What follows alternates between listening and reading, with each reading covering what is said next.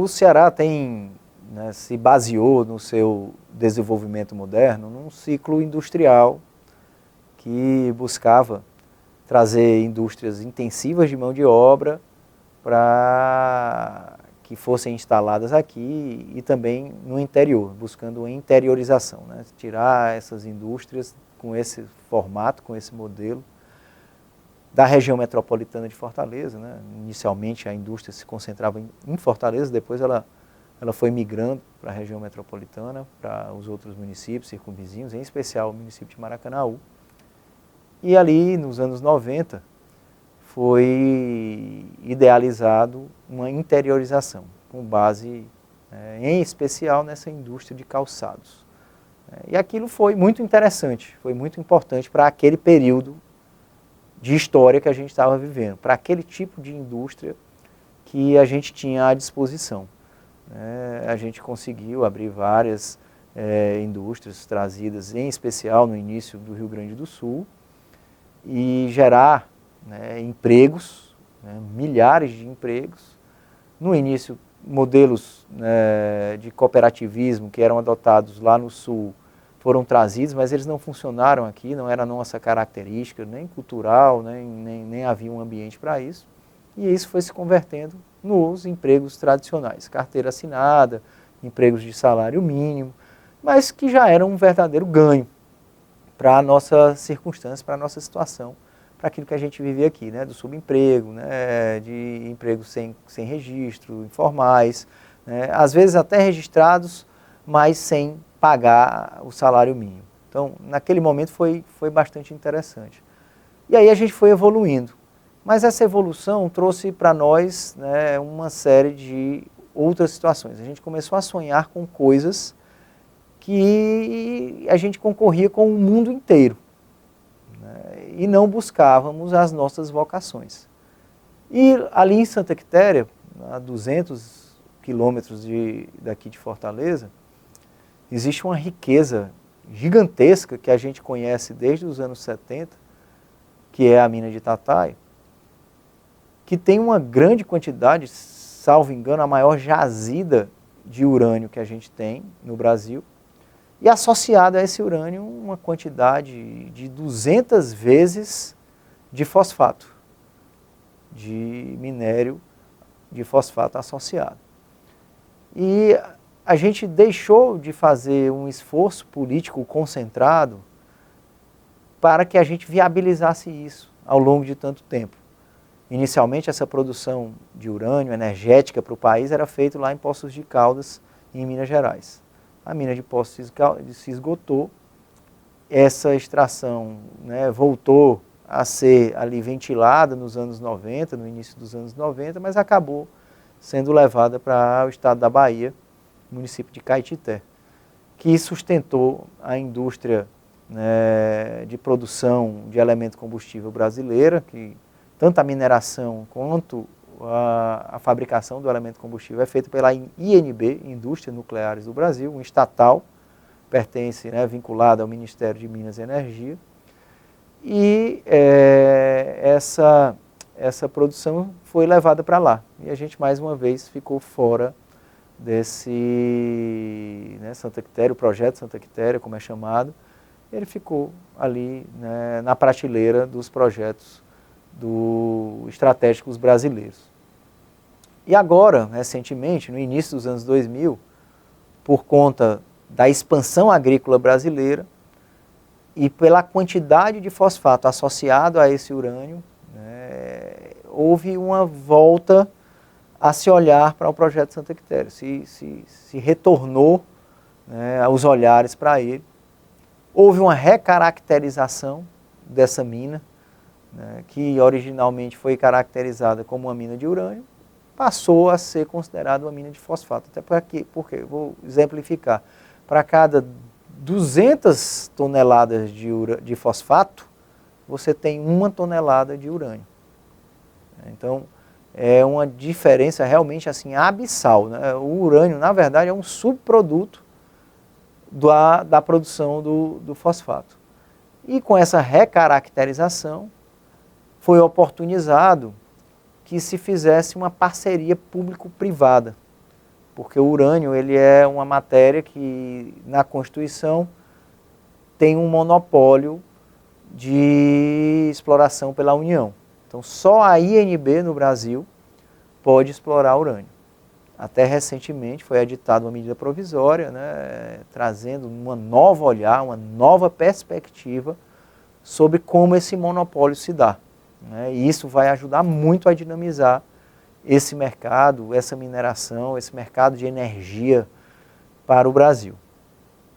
Então, lá no início dos anos 2000, com essas mudanças, o projeto pôde ser retomado. Foi feita uma licitação e a Galvani Fertilizantes, uma empresa nacional, ganhou essa licitação. E por que ela ganhou? Porque além de fazer a mineração do fosfato, separar o fosfato do urânio, entregar o urânio para a INB para que ela possa processá-lo e enviar para fora do país, para que ele cumpra o seu ciclo de enriquecimento e depois vá para Resende, no Rio de Janeiro, onde ela tem uma fábrica de elementos combustíveis nucleares, pudesse-se também produzir o fertilizante aqui no Ceará. Outras mineradoras, elas não teriam essa capacidade, porque o business dela, o negócio delas, seria fazer a mineração, a separação e vender esse fosfato para que as indústrias pudessem processá-lo. No caso da Galvani, como ela é uma empresa de fertilizantes, ela completou o ciclo. Então, aqui no Ceará, lá em Santa Quitéria, na divisa com Itatira, com Madalena, vai se extrair o fosfato, vai se separar do urânio e vai se produzir o fertilizante. A expectativa desse projeto é de se produzir 400 mil toneladas de fosfato, de fosfatados por ano. A fábrica de fertilizantes tem uma expectativa de produção de 1 milhão de toneladas de fertilizantes. A gente está falando em algo em torno de 15% das necessidades atuais do Brasil em fertilizantes. É a diminuição de dependência do Brasil da importação de fertilizantes. É a facilidade logística, é um barateamento também para o produtor. E a gente aqui no Ceará numa posição altamente estratégica, porque a gente está bem próximo do mercado consumidor, que é aquela região produtora agrícola do Matopibá, que é o Maranhão, Tocantins, o Piauí e a Bahia. Então, daqui o fertilizante produzido será consumido aqui mesmo. E isso tudo vai gerar uma cadeia totalmente nova aqui para o Estado, uma nova dimensão. E isso explorando uma vocação nossa, uma riqueza nossa. O Ceará tem uma riqueza mineral muito abundante, ainda inexplorada, até desconhecida. Nós somos um grande estado produtor de rochas ornamentais, ainda estamos evoluindo nessa cadeia da rocha ornamental, no acabamento, no beneficiamento da rocha ornamental. Nós somos praticamente um exportador bruto. Isso gera valores interessantíssimos, principalmente na pauta de exportação, porque são materiais que são, na sua grande maioria, exportados. Mas para a cadeia, para a nossa cadeia interna aqui, a gente ainda precisa desenvolver isso mais, a gente precisa evoluir mais, a gente precisa fazer com que esse processamento se dê aqui, para que a gente tenha maiores ganhos, uma melhor qualificação dessa cadeia, desse negócio aqui. Nós temos outros minérios, nós temos grupos estrangeiros que buscam o Ceará para minérios estratégicos, tem canadenses aqui com projetos de platina, com projetos de ouro, tem brasileiros que captaram recurso fora, na Bolsa de Londres, na Bolsa da Austrália, para desenvolver projetos aqui no interior do estado. Tem companhias internacionais como a Codelco, que é a companhia chilena de cobre, é a maior estatal chilena, é um estatal que praticamente sustenta o país, que tem áreas de pesquisa aqui no Ceará, querendo saber o que é que a gente tem de cobre aqui no Ceará. E aí a gente tem essa vocação adormecida, e Santa Quitéria, pela sua magnitude, pelo seu porte, pelos números que são tão expressivos, ela vai ajudar também a gente a entrar no cenário nacional e também no cenário mundial da mineração. Ela vai atrair, ela vai ajudar a atrair os olhares, né, para que essa cadeia aqui ela possa ser desenvolvida. Recentemente, o Serviço Geológico Brasileiro, ele fez um estudo sobre lítio dentro do mapa geológico cearense.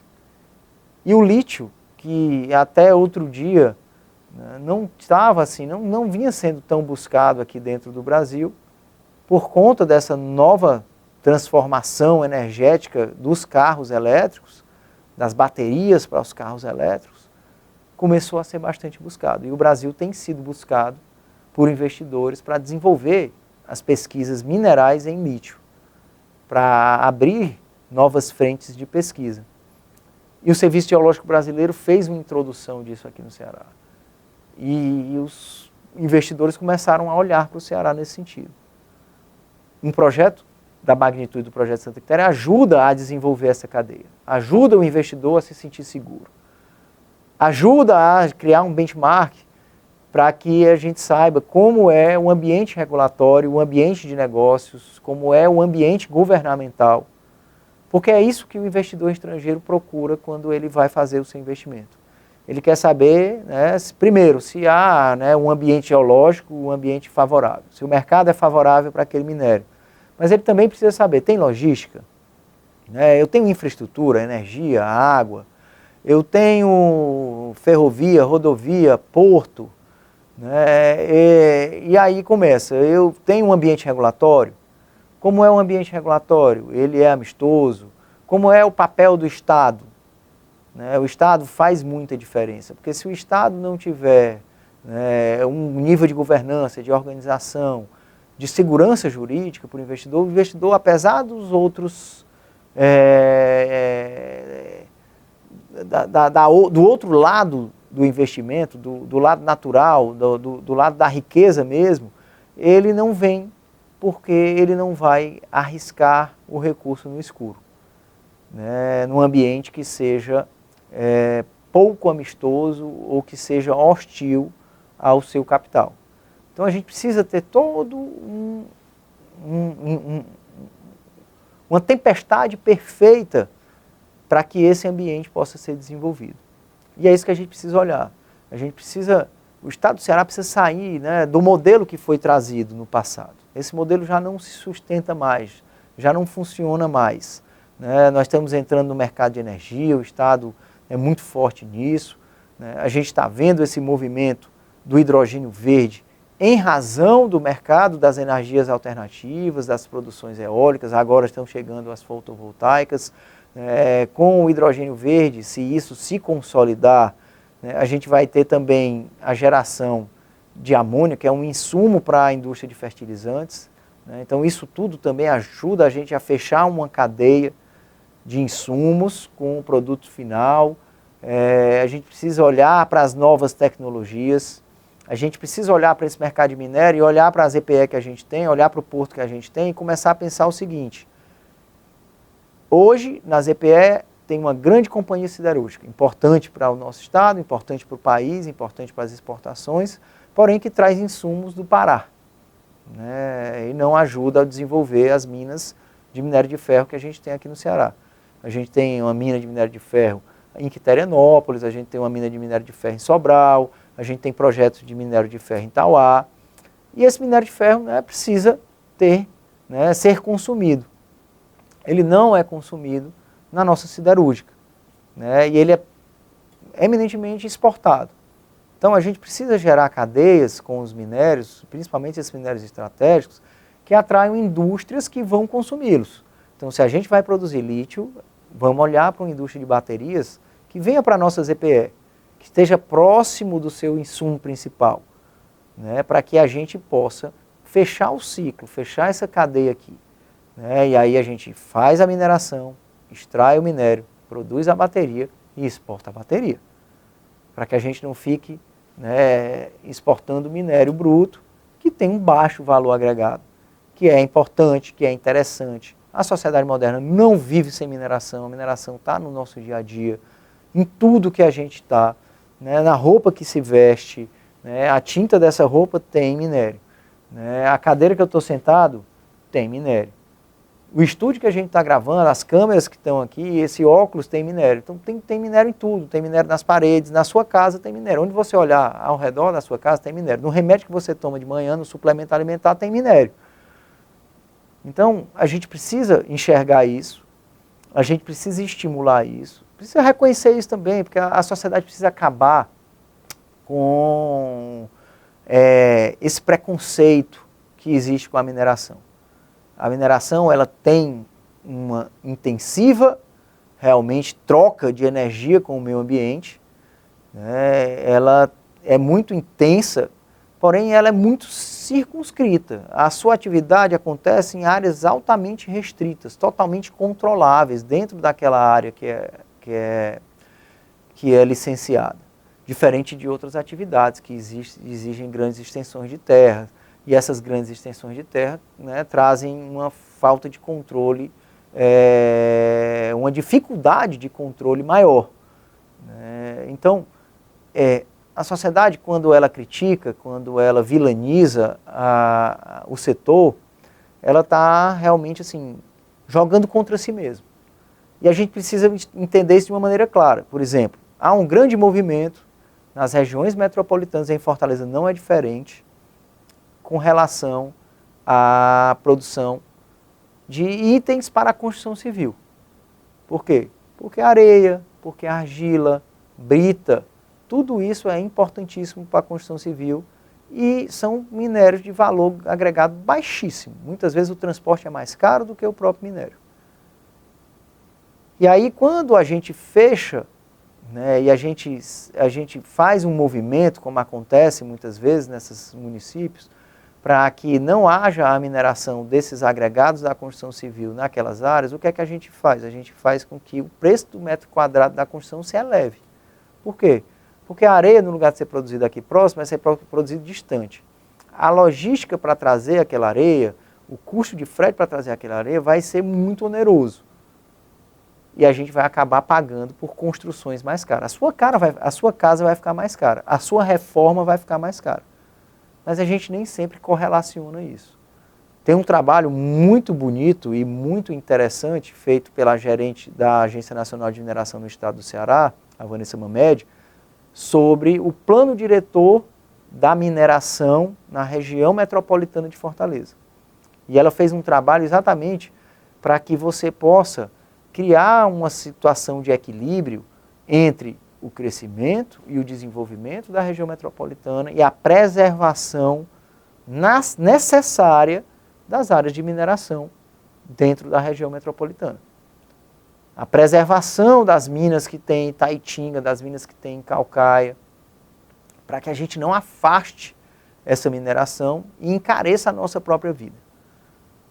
Então, assim, o que é que veio primeiro, a mina ou o desenvolvimento que está no entorno dela? Muitas vezes veio primeiro a mina, onde ela se instalou, provavelmente era um lugar ermo na época do início da operação. Os empregos gerados, a economia que foi gerada em torno dela, foram trazendo a cidade para a sua proximidade. E é preciso que os municípios entendam o seu papel de zoneamento, para que eles consigam preservar esses espaços. Eles consigam preservar esses ambientes. E a gente só vai conseguir enxergar isso tudo se a gente realmente, assim, se a gente tiver um protagonismo dentro do cenário brasileiro. O Ceará, hoje, ele, em valores, ele produz menos de 0,5% de toda a mineração nacional. Nós somos irrelevantes dentro do país. Nós temos alguns itens de pauta da mineração onde nós temos um protagonismo, mas de maneira bastante isolada, como a rocha ornamental. Na rocha ornamental nós somos em destaque, porque a natureza nos deu rochas ornamentais lindas, maravilhosas, e o mundo quer consumi-las. Pura sorte, pura sorte. Então, nós temos que aprender a desenvolver e a gente entender o mercado como um todo. E o projeto Santa Quitéria vai nos ajudar a isso. É um projeto que já evoluiu bastante. Nos últimos 16, 17 anos, onde se vem trabalhando o licenciamento desse projeto, houve um avanço tecnológico muito grande. né? Mudou completamente a disponibilidade das tecnologias, a rota tecnológica para a separação do urânio e do fosfato, para a extração desse fosfato, lá, da extração do minério, do mineral que agrega eles dois, que é o colofanito, ela evoluiu, diminuiu a necessidade de água, há uma redução significativa de quase 20% da necessidade de consumo de água nesse processo. O consumo de água nele é totalmente fechado, ou seja, você tem um reaproveitamento do ciclo de água de 100% dentro do próprio projeto, né? Você vai ter também uma desnecessidade de uma barragem de rejeitos, porque a tecnologia hoje já permite que você faça um empilhamento drenado. Então, isso tudo foram evoluções que foram acontecendo ao longo do tempo. E é importante que isso seja dito para que haja uma desmistificação. Recentemente houve audiências públicas para o licenciamento do projeto. E a gente viu algumas colocações que foram feitas, muitas delas até de gente que nem é morador das comunidades diretamente afetadas. Então é importante que sejam feitos esclarecimentos para aquelas populações. Se a gente imaginar que o projeto ele tem mais ou menos 2.000 hectares, porém ele se concentra dentro de uma área de 4.000 hectares, que é a Fazenda Itataia, porque pertence à União, pertence à INB, e ela não extrapola esses limites. Então, assim, para a gente observar que, assim, que a mineração realmente assim, ela é muito circunscrita. Então, hoje o projeto ele vai funcionar dentro de uma área que já pertence à União. Ele não vai invadir a terra de ninguém, ele não vai precisar de espaço de ninguém, de comunidade alguma, invadir os assentamentos que tem naquela região. Ele acontece todo dentro de uma área que já foi desapropriada nos anos 70 por isso. Lá em 1976, quando foi descoberto isso, o meu avô Chico Figueiredo, então deputado, foi um dos incentivadores. Por quê? Porque já entendia que naquela época foi feito com base na necessidade energética. Era um olhar totalmente voltado para a energia. E sabia que se o Ceará fosse importante para o desenvolvimento energético do país, o Ceará seria importante para o país. O olhar era esse.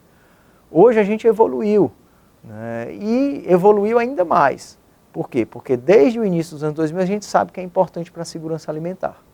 A gente sabe que fosfato é insumo para fertilizante, fertilizante é importante para a produção de alimentos, alimentos que a gente consome e que, para que haja segurança alimentar, o alimento precisa ter um preço justo.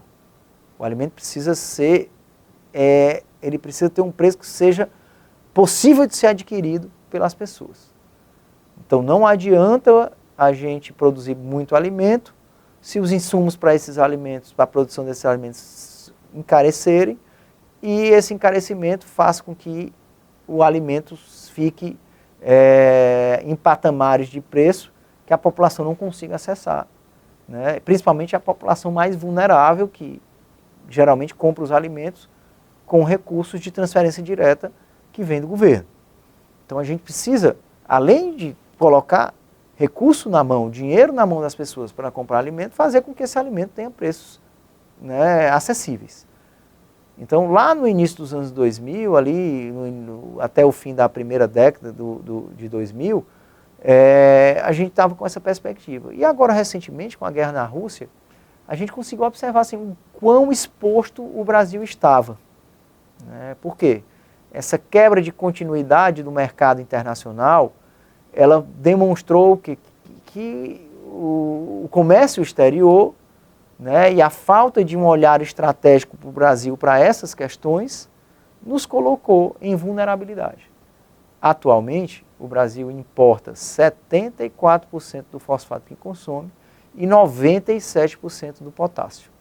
Nós só produzimos algo em torno de 350 milhões de toneladas de potássio. E isso representa 3% daquilo que a gente consome. A gente importa 97%.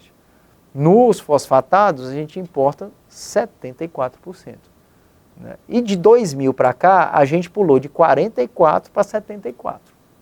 Então a gente vê aí nesse período a evolução. né? E o que é que levou a isso? Uma falta de olhar estratégico, né? De subsídio, de subsidiar. Do ponto de vista energético, o urânio, que no início dos anos 2000 não tinha valor comercial relevante, disparou, né? E hoje ele tem patamares de valor. O urânio é negociado em libras, né? Libra peso. E uma libra peso de urânio deve estar aí na casa dos $80, né? Coisa que no início dos anos 2000 ele não chegava a 10. Né? Então, hoje é também um minério que tem um valor, né, altíssimo. E pasme, a gente retomou a nossa mineração de urânio dentro do país só agora em dezembro de 2020. O Brasil passou 5 anos entre 2015 e 2020 sem fazer mineração de urânio, sem produzir urânio, sendo a 6ª maior reserva de urânio do mundo. Então, o Brasil, as suas reservas de urânio são a 6ª. E imagine que a gente só conhece algo em torno de 25% do que a gente tem. Então, se a gente pesquisar mais, se a gente se aprofundar mais na pesquisa, provavelmente nós vamos ultrapassar essa 6ª colocação e vamos para as primeiras colocações em termos de reserva de urânio. Por que não fizemos até hoje? Porque não precisa. Se a gente, com o que a gente conhece, a gente já é o 6º e a gente nem explora, a gente não precisa mais, né, investir nisso, por enquanto. Mas é preciso ter essa consciência. Né? Mesmo a 6ª reserva, a gente passou 5 anos sem produzir esse insumo, dependendo unicamente dos preços internacionais, nos colocando em vulnerabilidade, né? Dependendo de outros países nos exportarem o minério para que a gente pudesse produzir. E olha que o Brasil detém conhecimento tecnológico para toda a cadeia do urânio, desde a mineração até a produção do elemento combustível que vai abastecer as usinas térmicas que são movidas a urânio. Então, não justifica isso. E a gente só foi acordar para isso agora. Foi no dezembro de 2020 que foi retomada a mineração lá em Caetité, para que a gente comece a produzir novamente. Né? Voltamos a produzir aí patamares de 200 toneladas. Santa Quitéria vai nos dar uma perspectiva de produzir 1.600 toneladas, 2.300 quando tiver no ápice, a 2.400 toneladas de urânio por ano, né? Garantindo aí não só o abastecimento, a total independência do Brasil, energética das termonucleares de outros países, além da gente poder produzir elemento combustível e vender esse elemento combustível para outro país, como a gente já faz com a Argentina, por exemplo, que a gente tem acordo de cooperação e a gente vende elemento combustível, né? E gera receitas para a INB, faz com que a INB não dependa única e exclusivamente das receitas transferidas pelo governo federal. Deixa de ser um peso, passa a ser um negócio, né, interessante para o país. E faz do Brasil também, né, um país importante para a sua região geopolítica. Né. E isso tudo, a gente aqui, né, tendo Santa Quitéria, tendo o Ceará como cerne. Né. Então, assim, a gente precisa enxergar isso como uma grande oportunidade. É claro que sempre com respeito ao meio ambiente, cumprindo a legislação ambiental, com respeito às comunidades. É importante a cobrança, né? O Ministério Público Federal está sempre atuante, né? As comunidades estão sempre atuantes, né? Os órgãos de fiscalização, né? Recentemente com a SMP que foi editada, né? Alterando as configurações de como se dá o monopólio do urânio, foi transferida também a responsabilidade de fiscalização das minas para a Agência Nacional de Mineração. Então, você ampliar a fiscalização, compartilhar essa fiscalização, porque do ponto de vista nuclear você tem a Agência Nacional de Segurança Nuclear, que vai olhar a segurança, né, nuclear das instalações. E do ponto de vista de mina, você vai ter a Agência Nacional de Mineração, que é sucessora de um órgão que tem 84 anos de experiência, né, nessas atividades fiscalizatórias. Então, é importante que o debate seja né, colocado ao público, ao máximo, que a gente traga o máximo de informações, que a cobrança, né, da INB, Indústria Nucleares do Brasil, que a cobrança do empreendedor, né, seja uma cobrança grande para que a gente tenha uma boa qualidade, um bom standard dentro desse processo de mineração. Então, é importante isso. Isso é uma coisa que tem que ser feita, né? Porém, não podemos abrir mão de explorar essa nossa vocação, de explorar essa nossa riqueza, de entrar nesse novo ciclo de desenvolvimento, de fazer com que o Brasil abra o olho para o Ceará, o mundo abra o olho para o Ceará, porque o Ceará tem uma relevância, né, na produção agrícola, na produção de fertilizantes, tem uma relevância na produção energética, né, no insumo principal para a energia termonuclear. E apesar das energias renováveis, né, serem, né, a bola da vez, elas serem muito bem vistas, para regular a produção de energia, a gente precisa das energias térmicas. A gente não tem como fugir das energias térmicas. Por quê? Porque as energias renováveis, sejam elas as hidráulicas, as eólicas, as solares, elas são oscilantes, né? Elas são intermitentes. Elas mudam com as mudanças climáticas, com as mudanças da natureza. É tanto que a gente paga bandeira vermelha. Por quê? Porque está no período de seca. Quando está em período de seca, baixa os reservatórios, compromete a produção de energia elétrica por via hidráulica, as hidroelétricas. Períodos de menos vento, diminui a produção das energias solares. Períodos de menor insolação, de sombra, a gente produz menos. As térmicas não. As térmicas, né, sejam a carvão, a gás, ou a energia nuclear, né, por urânio, são elas que dão a regularidade do sistema. São elas que fazem com que a gente não precise desligar a geladeira. São elas que fazem com que a gente possa ter a nossa televisão ligada. São elas que fazem com que a gente possa carregar o celular. Então são elas que nos dão conforto. Porque quem é que quer ficar sem geladeira? Imagina se a gente dependesse 100% de energias renováveis. E aí de repente coincidiu de não ter sol, não ter vento, não ter água. E aí a gente, não, vamos ficar sem geladeira agora esse período, né, porque não tem produção de energia. Não é assim que funciona. A gente sabe que a gente precisa, que o sistema precisa ser, né, ter uma base de segurança, ter uma base mínima. E essa base quem dá são as térmicas. E o Ceará tem um grande papel nisso, que é, na ampliação da matriz térmica nuclear, ser um grande produtor de energia, ser um grande produtor de combustível para essas energias.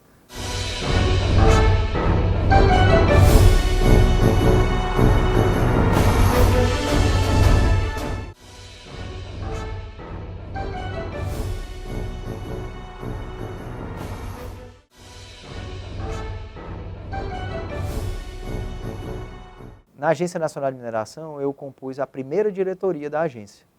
A agência foi criada por uma lei de 2017 e teve a sua diretoria indicada, sabatinada pelo Senado e aprovada pelo Senado em 2018, tendo tomado posse, ter sido dado posse pelo presidente da República em 2018, no final de 2018. E eu tive, né, a felicidade de compor a sua primeira diretoria. E lá, a Agência Nacional de Mineração, ela sucedeu o Departamento Nacional de Produção Mineral, DNPM, né, um órgão tradicionalíssimo, com 84 anos de existência, e uma casa, né, que tinha uma outra perspectiva. Né? O Departamento Nacional de Produção Mineral ele era um órgão fomentador, né? Além de um órgão regulador, era um órgão fomentador. Ele era um órgão também de formação da política mineral. A política mineral ela é feita pelo DNPM. E o DNPM, eminentemente, era uma casa, né, dos geólogos e dos engenheiros de Minas. Eram eles, né, que eram os protagonistas. E aí, de repente, ele é sucedido por uma agência reguladora. E, como o nome já diz, né, uma agência reguladora regula a atividade. A regulação é uma norma. Ela é uma norma que vai balizar como funciona aquele setor, né, aquele setor econômico. Aqui no Brasil, né, a gente teve esse movimento no final dos anos 90, né, com a transferência, né, com das empresas estatais para o mercado privado, e o mercado privado, como garantia de segurança jurídica dos seus investimentos, exigiu que o Brasil adotasse esse modelo, né? Que no direito francês são as autoridades autônomas, né? E aqui no Brasil a gente copiou o nome que é usado nos Estados Unidos, que são as agências reguladoras, né? Lá são as Independent Agencies. E a gente fez copiou e fez um misto entre os dois modelos, né? O jurídico francês, que é mais parecido com o nosso, e o de gestão americano. E a gente tem 11 agências reguladoras. A ANM foi a última que foi criada, né? E muito disso porque o setor da mineração ele já é um setor eminentemente privado, né? O Brasil tinha a companhia Vale do Rio Doce, a atual Vale, que era a sua mineradora, a sua maior mineradora. E tinha a CPRM, a Companhia de Pesquisa e Recursos Minerais, que fazia pesquisa, e que hoje é o Serviço Geológico Brasileiro. Mas, tirando essas duas empresas, todo o capital que era empregado na mineração era privado. Então, aí vem a Agência Nacional de Mineração com essa pegada ainda. E a gente teve a oportunidade de usar o nosso conhecimento jurídico, de usar a nossa experiência como advogado, para que a gente pudesse, né, realinhar a cultura que vinha do DNPM para um novo momento através da ANM. A cultura do fomento, a cultura da formação da política mineral para a cultura da regulação. E aí a gente montou uma área de regulação, a Superintendência de Regulação. O DNPM não tinha, né? O DNPM era formado por diretorias, essas diretorias elas se baseavam em outorga, em fiscalização, a parte administrativa, e na ANM a gente criou uma superintendência de regulação. Trouxemos um profissional, né, servidor público de outra agência reguladora que já vinha, já estava mais madura no processo, lá da ANTT, e a gente assumiu esse papel pelo conhecimento jurídico. A gente deu suporte aos colegas ou aos outros diretores, todos advindos de áreas, né, ligadas à geologia, à engenharia, e nós fomos esse suporte, a gente foi esse lado jurídico, né, normativo. E entramos nesse papel com muita força. Então, logo de início, a gente já se propôs logo a produzir uma agenda regulatória. Então, diferente das outras agências reguladoras brasileiras, que demoraram anos até, né, editar suas primeiras agendas regulatórias, a ANM, logo no seu primeiro ano, ela já editou uma agenda regulatória para que a gente desse um norte para a sociedade, o que é que a gente ia atacar, né, de regulação, né, o que é que a gente ia modernizar de regulação que o DNPM tinha, o que é que a gente ia desburocratizar e o que é que a gente ia avançar ao longo daquele biênio, que era o 2020 e 2021. E isso teve muita repercussão, isso teve muito sucesso. Junto com isso, a gente também foi buscar as boas práticas regulatórias. E as boas práticas regulatórias, né, têm um processo, um rito específico. E a gente implantou esse rito, o qual o órgão anterior, que a gente sucedeu, na ANM, não tinha a mesma perspectiva. E junto com isso, a gente implantou também os programas de participação e controle social, né, que depois, ao longo de 2019, passaram a ser obrigação, através da lei das agências reguladoras. Então, a gente foi se antecipando e foi acompanhando as mudanças que já vinham acontecendo.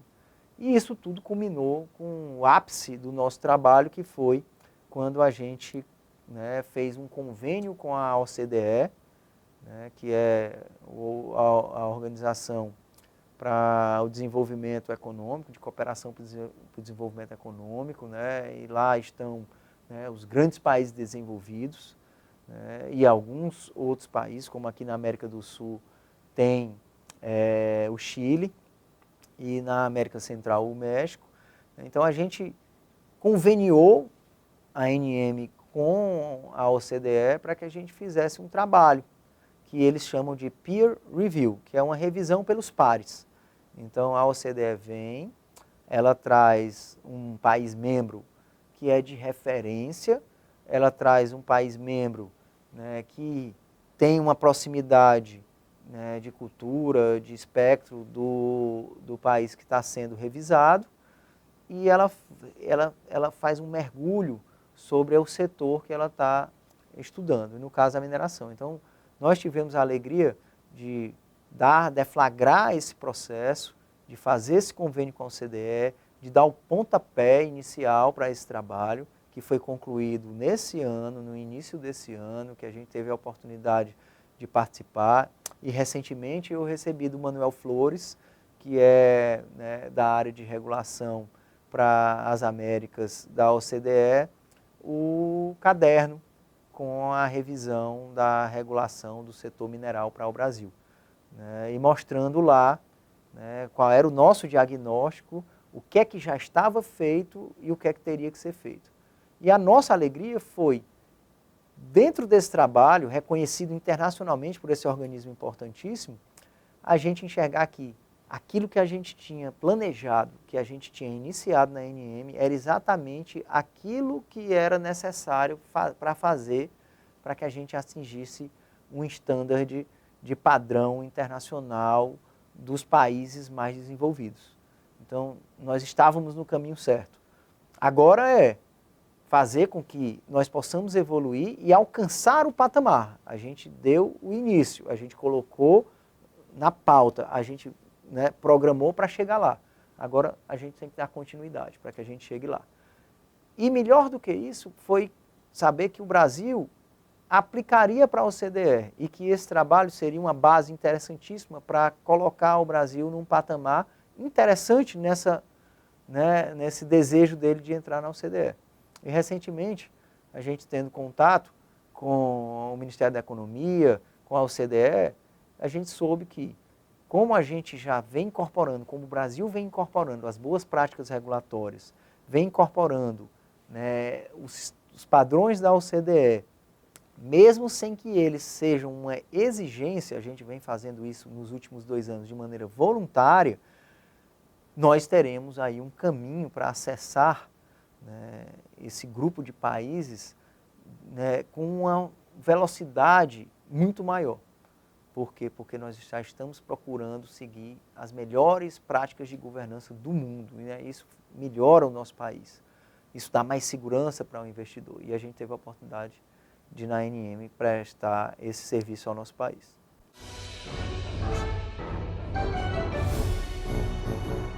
Na Assembleia, a gente teve um papel bem interessante. Assim. Eu costumo dizer que a gente lançou ideias para que elas pudessem, né, ser concretizadas. Se as ideias não forem lançadas, a gente não tem realizações. E a gente foi assim, um grande celeiro, um grande propositor. Tive a alegria de lançar diversas ideias, de fazer diversos projetos de lei, de indicação, que foram a base, que foram a semente, né, futura de alguns programas que se converteram. Lá em 2008 a gente já falava, né, da preocupação com a segurança alimentar, da alta do preço do tomate. Foi a primeira vez que o tomate subiu de preço, que assustou a todos. E lá atrás, na Assembleia, a gente começou a falar disso. A gente começou a falar que, ó, não basta o Bolsa Família, tem que ser junto com um programa que garanta um estoque mínimo de alimentos. Né? O Japão faz isso. Ele não é um grande consumidor de arroz. Se ele não tiver condição de produzir o arroz lá no território japonês, vai comprar a produção de arroz de outros países, inclusive da China, né? Sua adversária histórica. Então o Brasil, nós somos grandes consumidores de arroz, de feijão, de tomate, né? Que são ali a base, né, do nosso PF, né? Da nossa alimentação cotidiana, que é uma das mais saudáveis do mundo, né? No brasileiro, né, tem à disposição dele essa maravilha. Mas a gente precisa enxergar isso. Então, a gente lançou isso lá atrás, lá em 2018, a preocupação com isso. E aí agora, em 2022, com a guerra da Ucrânia, com a guerra Rússia e Ucrânia, a gente enxerga, né, a necessidade da produção do fertilizante. Por quê? Porque com a falta desse insumo, os alimentos ficarão mais caros. Eles ficando mais caros, o dinheiro da gente passa a valer menos, né? A questão também do comunitarismo. Lá atrás, na Assembleia, lá por 2007, a gente já falava do comunitarismo, né? A gente já sabia que era melhor entregar um campinho para a comunidade do que entregar uma escola, um posto de saúde. A comunidade tinha mais apego, mais zelo, mais cuidado, mais organização em torno do campinho. Por quê? Porque o futebol é uma paixão nacional. E a gente sabia que faz o campinho, no entorno do campinho a gente começa a criar a estrutura de Estado, né? E começa a criar a presença de Estado. A gente criticava aquele modelo de tentar fazer o Estado ser presente através da polícia, que a gente viu que não funcionou. A polícia é importante para policiar, mas não é através dela, ela não é a primeira fronteira, ela é a primeira fronteira do desespero, porque a gente sabe que tudo vai parar na delegacia, mas ela não é a primeira fronteira de aproximação. E aí lá atrás se fazia, né, o programa Ronda do Quarteirão, né, a polícia comunitária, o celular na vizinhança, o celular do policial, né? Onde está isso tudo? Né? A gente vê que isso não prosperou, né? A gente não tem mais nada desse modelo, né? Esse modelo foi completamente abandonado. Né? Outros modelos que funcionaram, né? Qual foi a ronda que funcionou? Foi a do quarteirão? Não, foi a ronda do raio. A ronda do raio foi que funcionou. Por quê? Porque ela tinha uma outra perspectiva, uma perspectiva de patrulhamento ostensivo, né? Ronda de ações intensivas e ostensivas. E aí se criou outros programas, né? Foi com base nessa ideia de comunitarismo em torno do campinho que hoje a gente vê as areninhas. Né? Uma ideia lançada, uma sementinha lançada lá atrás. Falta completar o ciclo. Né? Por quê? Porque a areninha, né, a comunidade cuida, ela se organiza, ela se divide, ela divide os horários, ela respeita os horários. Todo mundo se respeita naquele ambiente do futebol. E aí a gente, em torno disso, tem que criar todo o comunitarismo. As escolas, posto de saúde e as outras estruturas de assistência social, psicossocial, né, elas têm que estar naquele entorno. As estruturas também de lazer, de juventude, né, isso tudo tem que ficar no entorno do campinho. Por que que os Cucas, né, deram certo? Porque lá dentro você tem o campinho, tem a pista de skate, tem a quadra de basquete, né? Esse esporte, né, principalmente o esporte nacional, que é o futebol, e depois os outros, porque você vai gerando o interesse e a oportunidade, é que vão gerando o comunitarismo. Então você vai lá para o futebol e daqui a pouco você está fazendo um curso profissionalizante. Né? Você está lá para o futebol e daqui a pouco você está fazendo um curso de línguas. Daqui a pouco você está envolvido em uma outra atividade e está se integrando e o Estado está sendo presente. Né? Então essa foi uma ideia lançada também lá na Assembleia. A questão também das vocações, né? De buscar as vocações do Estado, né? Investir seu esforço e seu recurso nas vocações. Né? Quantos anos a gente sonha com refinaria? Né? Chegamos a gastar centenas de milhões de reais sonhando com uma refinaria fantasiosa. Né? E aí deixamos de gastar recursos e energia e buscar as vocações do Estado do Ceará. O que é que a gente tem de vocação aqui? Né? Vamos incentivar, né? Vamos dinamizar outras vocações criadas aqui. Né? Me entristece muito, por exemplo, quando a gente vê que um projeto de minério de ferro que vai ser desenvolvido no Piauí, ele está buscando um porto privado no Pernambuco, enquanto nós estamos aqui bem mais próximos no Ceará. E não é para usar os portos existentes. eu refriso, é um porto privado. O investidor que está fazendo o projeto lá foi buscar o Pernambuco para lá implantar um porto privado. Por que não aqui no Ceará? O que é que aconteceu? O que é que está faltando? Né? Nós temos uma vocação logística muito boa. Né? A gente precisa desenvolvê-la. A gente precisa acreditar nela, focar nela. Está faltando um pouco de foco. Né? A gente precisa olhar para os mercados consumidores. Olha, agora, recentemente, caiu uma barreira de exportação por conta da circunstância de guerra na Rússia para produtos brasileiros na Europa, nos Estados Unidos. E aí a gente vai voltar a ter uma nova oportunidade. Nossos pescados, nossas castanhas. Mas a gente tem todo um outro mercado. O que é que mais a gente pode? Quais são os países? Países da África. O que é que os países da África necessitam, que a gente pode fornecer? Durante a pandemia, a gente voltou a ser um mercado interessante do ponto de vista das confecções. Enquanto a pandemia não acontecia, a China dominava e a gente estava com isso adormecido.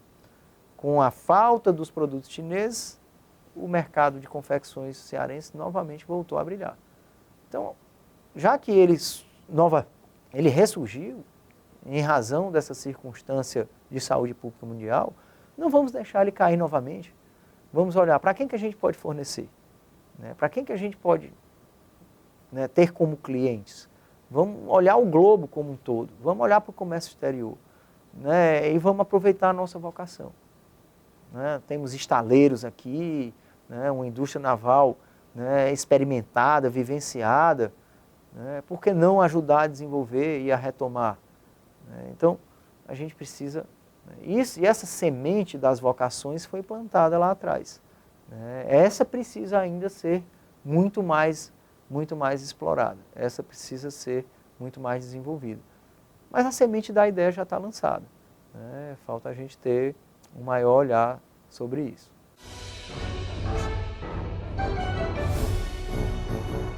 O Ceará tem um potencial, eu digo que é o maior potencial que o Brasil precisa, que é o cearense.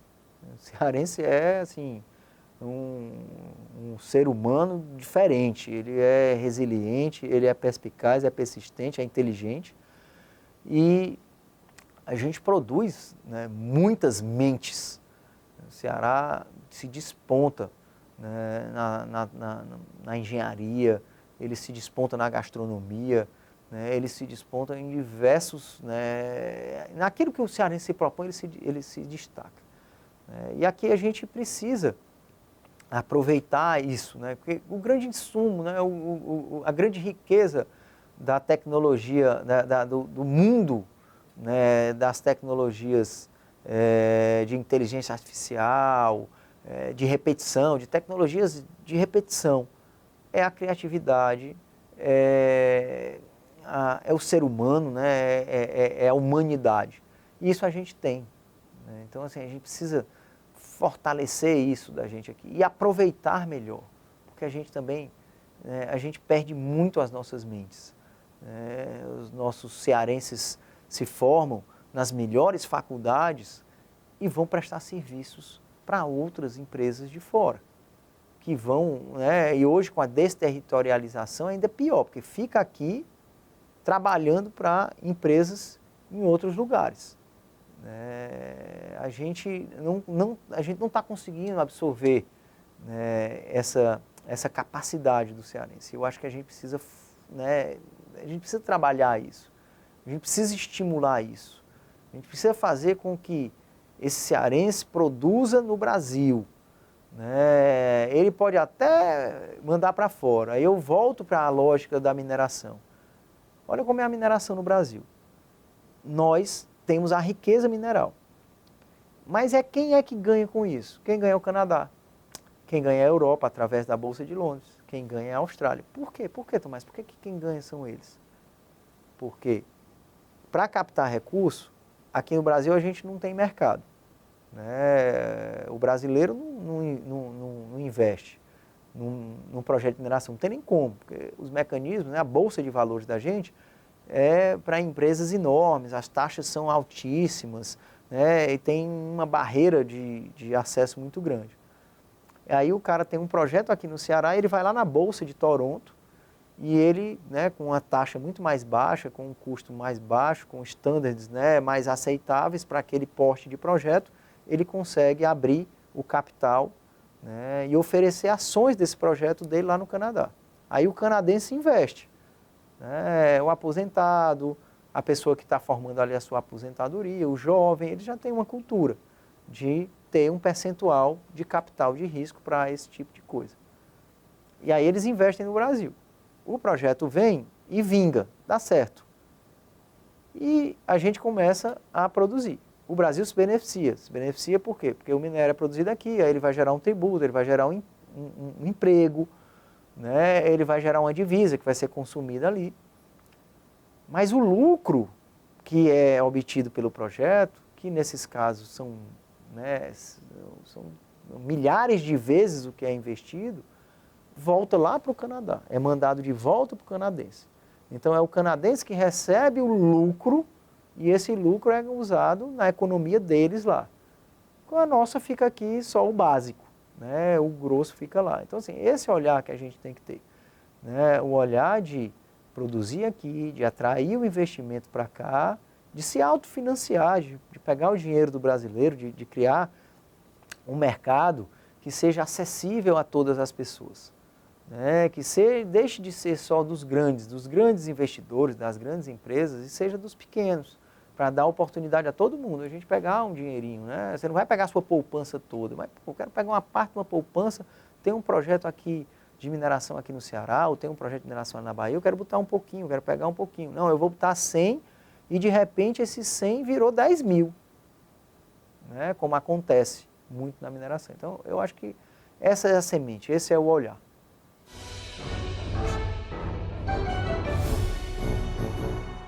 Eu sou figueiredo porque o meu avô, que foi deputado, foi um grande produtor agropecuarista aqui do estado do Ceará, chegou a ser o 7º maior produtor agrícola do país, né, naquela época do algodão, né, que o Ceará era um grande produtor de algodão, e aí havia um binômio, né, algodão-gado, porque aí o gado era uma produção secundária à produção de algodão, porque se alimentava depois do que o algodão era colhido. Ele dizia que se for para a política, o Figueiredo predomina. E aí eu acabei Figueiredo, mas eu sou Tomás de Paula Pessoa, filho. E o Paula Pessoa tem uma história interessantíssima, né? Porque o Francisco de Paula Pessoa, né, na verdade era Francisco de Paula Pessoa de Andrade, irmão do Pessoa Anta, né? Pessoa Anta, que foi um mártir da Confederação do Equador, fuzilado ali no passeio público. E o irmão dele, para tentar escapar da perseguição da coroa, tirou o Andrade do nome e passou aos seus, né, filhos, e os filhos passaram para os netos, e assim foi gerando o sobrenome que ele criou. Ele pegou o de Paula, que era seu prenome, Francisco de Paula, juntou com o Pessoa, tirou o Andrade e criou o Paula Pessoa. E assim ele fez a vida dele, ele era um mascate, era um comerciante, resgatou, né, as terras que pertenciam à família, né? Até hoje a propriedade imobiliária ela é muito forte, naquela época então ainda muito mais, e ele conseguiu escapar, e foi tão hábil que além de criar uma nova família, escapar da perseguição da coroa, ele virou senador da República. E é daí que vem essa veia política, né, que perpassa e que chegou no meu avô mais recentemente, que foi deputado estadual. Dele, eu tenho um tio que foi deputado estadual, Alexandre, e hoje é conselheiro do Tribunal de Contas do Estado do Ceará. Meu pai foi prefeito de Santa Quitéria por 4 mandatos, conseguiu, né, criar uma infraestrutura nessa cidade, né, exatamente para viabilizar que aquele projeto que veio lá da época do meu avô, né, meu avô lá nos anos 70, 80 enxergou, né, o projeto Santa Quitéria, a importância do projeto Santa Quitéria, viabilizou, junto ao ministro Mário Andreasa, a construção do açude Edson Queiroz. Edson Queiroz doou as suas terras para que aquela barragem fosse construída. Uma barragem, naquela época, superlativa para o município. Por quê? Porque ela já estava pensando, eu vou usar a necessidade de desenvolvimento econômico, né, a necessidade de água, e criar o ganho social, que é isso que tem que ser. Então, ele viabilizou lá nos anos 80 o Edson Queiroz, né, que hoje vai ser ainda a barragem necessária para o desenvolvimento do projeto Santa Quitéria. Meu pai foi prefeito, ajudou a viabilizar a infraestrutura necessária, a ajudar as pessoas, né, a se capacitarem. Né. Santa Quitéria foi parte desse ciclo de desenvolvimento com base na indústria de calçado. Hoje nós temos uma fábrica de calçado que emprega mais de 1.000 pessoas. Né. E a gente aprendeu também que o quiteriense sabe, né, se capacitar, que o cearense sabe se capacitar, se adaptar à necessidade. Né. E aí, né, a minha mãe foi deputada estadual, passou e eu a sucedi. Né. Tive essa alegria de dar continuidade, né, com muito orgulho, né, de oxigenar essa veia política.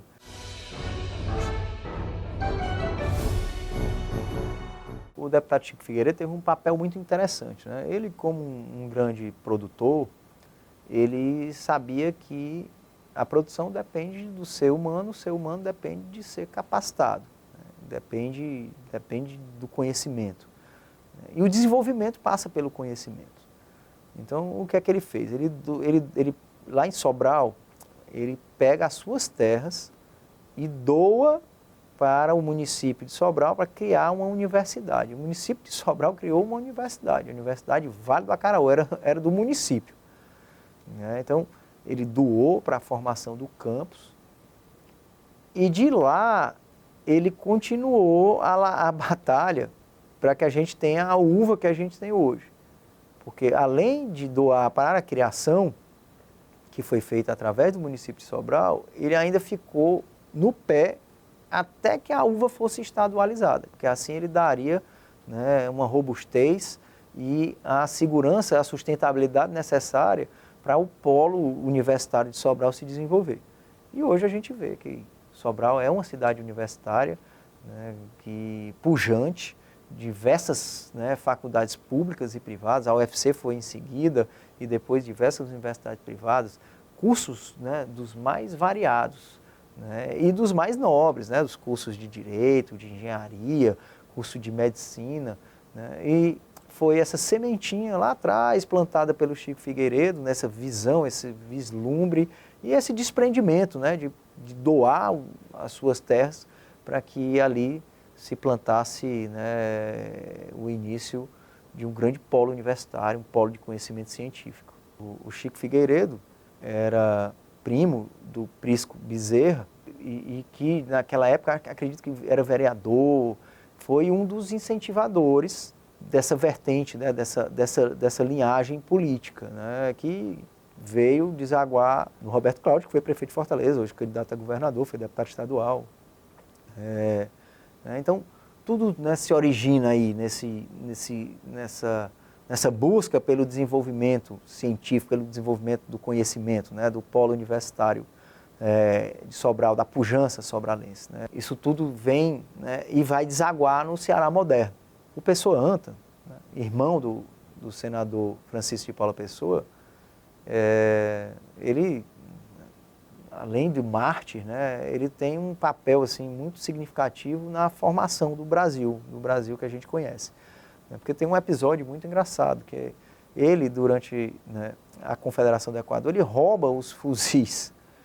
Né, e com esse roubo dos fuzis do adversário, do inimigo, ele consegue armar a população piauiense para que ela fosse armada e fortemente armada para a Batalha do Genipapo. E é ali, né, na Batalha do Genipapo, que o Piauí, né, se mantém em território brasileiro, e isso tem uma repercussão enorme sobre o Maranhão, né, que então era ocupado pelos franceses, o Grão-Pará, né, o atual Pará, né, que hoje é o maior celeiro de mineração, de riqueza natural que a gente tem no país.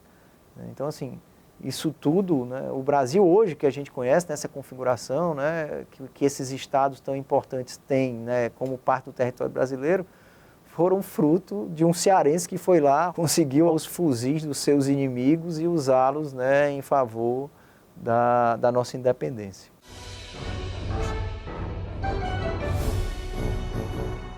O vovô Chico, né, o deputado Chico Figueiredo, ele era um homem muito sábio, né, de muita sabedoria. E como agropecuarista, ele tinha um ditado que ele sempre dizia, né, e eu era muito pequeno quando ele faleceu e gostava de ficar no pé da rede, ele gostava de ficar deitado de rede, ele ia para Santa Quitéria, tinha uma fazenda que ele chamava de mirador, que era no alto, um mirante, e ele fez a casa matriz toda avarandada porque ele ia mudando a posição da rede conforme a estação do ano. E ele dizia que a gente, né, se a gente queria colher alguma coisa, a gente primeiro tinha que plantar. Se a gente plantasse, a gente colheria. Mas não bastava plantar, tinha que plantar e tinha que cuidar. E que se a gente colhesse alguma coisa que a gente não tivesse plantado, a gente tivesse muito cuidado, porque provavelmente aquilo não era nosso.